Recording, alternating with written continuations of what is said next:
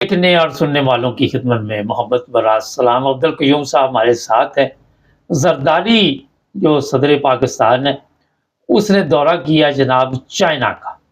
उसकी टीम में ऐसे-ऐसे लोग थे, डॉक्टर आसिम और भी इस तरह के खिलाड़ी थे, जिनके ऊपर लूट-मार के पता नहीं कितने-कितने बड़े इल्ज़ामात हैं, कितने-कितने मिलियन इन्होंने हड़प किया हुआ और ये इमरान खान के दौर में भी जेलों में भी रहे हैं। अब्दुल क़य्यूम साहब से पूछे कि सर दौरे का क्या मकसद था? ये आपने जो कहा मुबारक साहब, ये 200% सही है कि ये जरदारी खुद और उसकी पूरी टीम, ये इन्होंने अपनी टीमें, इन्हें गैंगस्टर हैं, ये इन्होंने गैंग्स बनाई हुई है मुबारक साहब। जरदारी ने अपनी गैंग रखी हुई है, जो आज से जब से ये शासक में आया, ये उसने वही बंदे रखे हुए हैं। लाहौरियों ने अपने बंदे रखे हुए हैं जो उनको सपोर्ट करते हैं।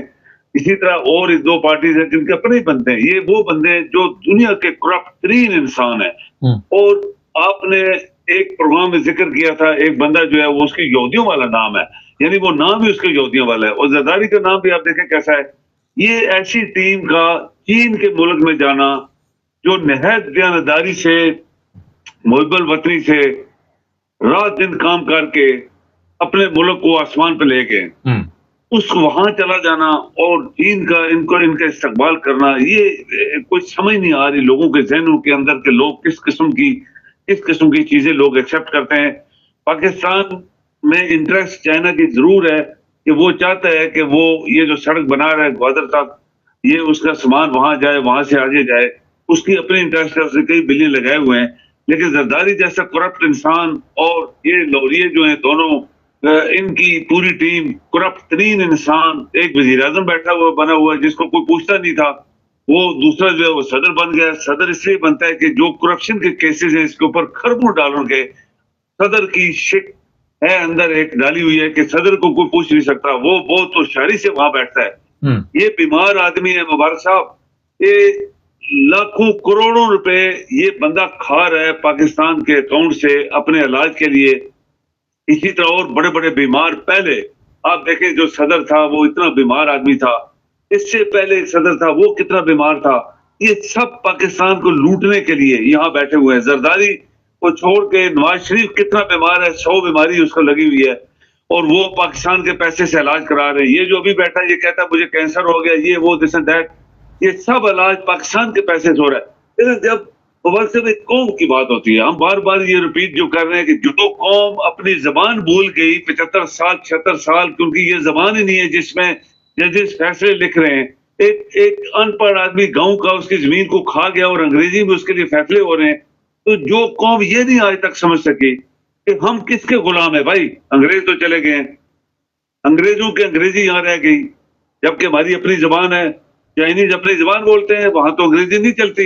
आप देखें कि चाइना का प्रेसिडेंट अपनी जबान बोलता है, रशियन का प्रेसिडेंट अपनी जबान बोलता है, जापानीज के यानी तरक्की याफ्ता ममालिक अपनी जबान बोलते हैं। हम क्यों अंग्रेजी बोल रहे हैं? हम किसके गुलाम है? ये इन लोगों के गुलाम है। ये जो आरामखोर हमारे ऊपर चढ़ गए हैं और आरामखोरों ने हमारी गर्दन दबोच ली है, उसमें फौज है, उसमें जजेस हैं, उसमें आपके ये आरामखोर सियासतदान जो बने हुए हैं और बाकी कुछ लोग इनके साथ मिले हुए हैं। तो इन्होंने पाकिस्तान की 76-77 साल जो गर्दन दबोची रखी, कुछ नहीं मिला हमें। पाकिस्तान गरीब तरीन एक मुल्क है जो हर किस्म का मकरूज, हर किसी का मकरूज है। आप देखें कतर, और साहब आप देखें कतर की दुनिया के 5 जो अमीर तरीन ममालिक हैं, आप हैरान होंगे कि उसमें कतर और दुबई का नाम है। आप देखें उनका एरिया देखें, उनके मुल्क की लोकेशंस देखें, वो क्या है, उनके पास पैसा किधर से आ गया। वो आराम नहीं खा रहे। असल में ये बात है कि वो आराम नहीं खा रहे, तभी पैसा इकट्ठा होता है ना। तो हमारे आराम क्या, आराम के ऊपर आराम खा रहे हैं और आपके लोग नहीं बोल रहे। आपका मेरा आपने इतने इतने अच्छे प्रोग्राम किए इतने सालों के अंदर मुल्क की बेहतरी के लिए, लोगों को जगाने के लिए कि ये जुल्म हो रहा है, कोई सुनता नहीं है। तो फिर ये पाकिस्तान नहीं चलेगा मुबारक साहब। वही बात है, आप इसको नोच नोच के जब खाएंगे तो एक दिन हड्डियां आ जाएंगी, तो हड्डियां फिर वही बात है कि हड्डियां जमीन के नीचे जाएंगी, फिर गले सड़ेंगी। तो ये इस तरह के लोग, मनहूस लोग, पाकिस्तान के दुश्मन, दुनिया के करप्ट तरीन लोग, जब चाइना जाते हैं और उसके साथ पूरा 3 लोगों का टोला होता है, तो चाइनीज ने भी तो इनको रोका नहीं है ना कि ये लोग हमें एक्सेप्ट नहीं है, क्योंकि उनकी अपना मफाद है, वो अपने मुल्क के मफाद के लिए वहां इनको क्या क्या टास्क दिया होगा उन्होंने कि हमें ये चाहिए। तो ये तो रामी है, ये तो बेचने वाले लोग हैं। मैं आपको बताऊं, ट्रंप ने गलत फैसला किया गाजा को खरीदने के लिए। ट्रंप इधर पाकिस्तान में आ जाए, ये पाकिस्तान बिकने के लिए तैयार है अभी, क्योंकि ये आरामखोरों का टोला जो है ये 75-76 साल से खा गया हमें। ये तो फौरन बोले तो हाँ पाकिस्तान को खरीद लो, उसमें जनरल भी शामिल हो जाएंगे।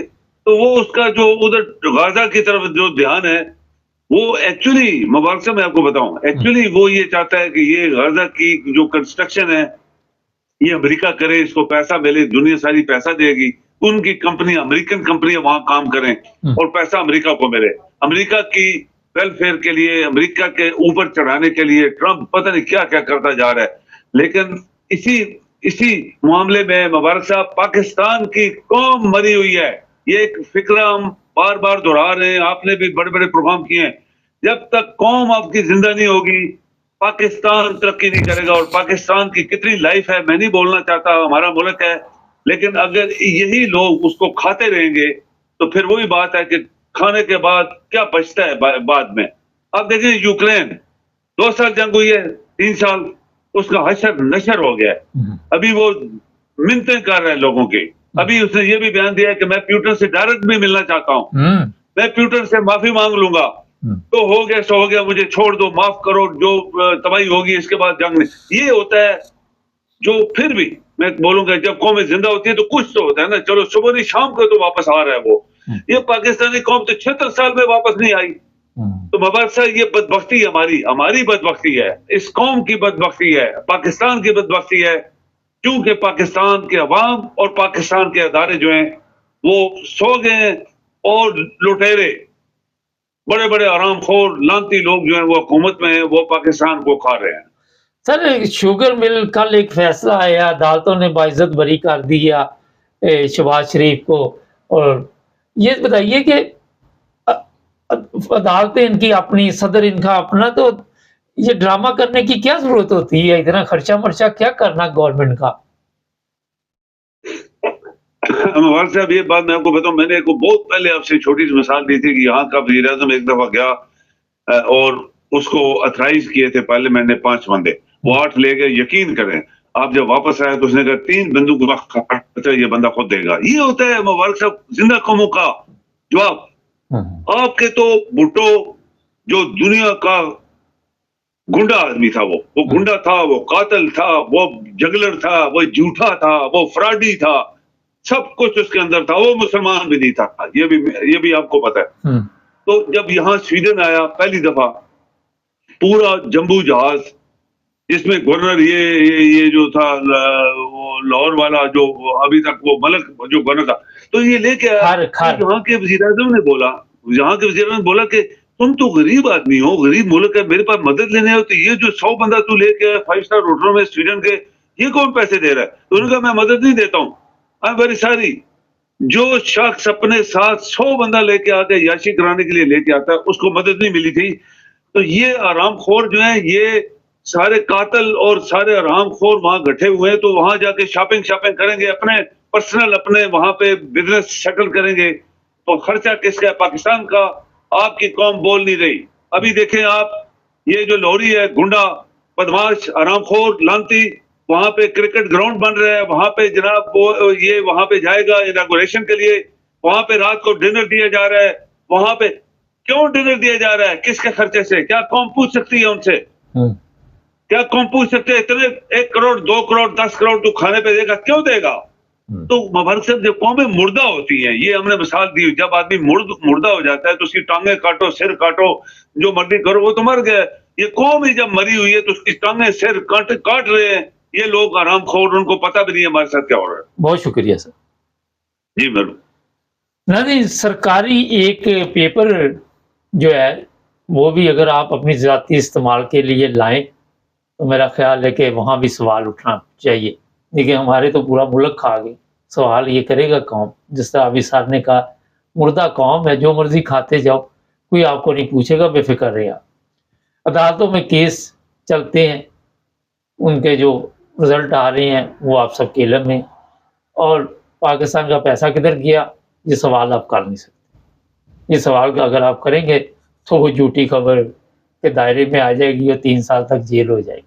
सवाल नहीं करना, खामोशी के साथ अगर 2 जूते पड़ रहे तो उनको को 2-4 और लगा दो ताकि हम घर चले जाएं वक्त।